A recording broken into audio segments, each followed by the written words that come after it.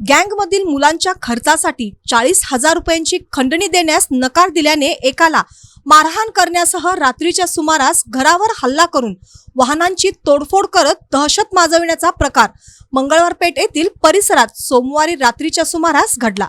या प्रकरणी गावभाग पोलीस ठाण्यात उमेश आरबोळे यांच्यासह 9 जणांविरोधात गुन्हा दाखल करण्यात आला आहे। तर शिवराज उर्फ दिगंबर जितेंद्र माने वय 28 राहणार रेणुका मंदिर याने फिर्याद दिली आहे।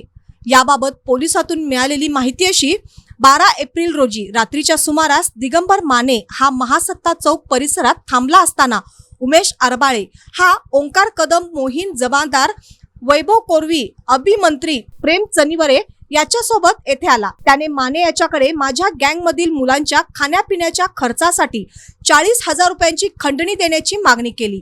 त्याला माने यांनी नकार दिल्याने त्या सर्वांनी मारहाण केली। तर 13 एप्रिल रोजी रात्रीच्या सुमारास माने यांच्या घरावर उपरोक्त सर्वांसह ओंकार गाजवे, शकील गौंडी, योगेश बडोदगेकर आदींनी हल्ला केला। घराच्या दरवाजावर कोयत्याने वार करत माने यांच्या घरासमोर असलेल्या दुचाकी पाडत त्याच्यावर कोयत्याने व दगडांनी वार करत तोडफोड केली।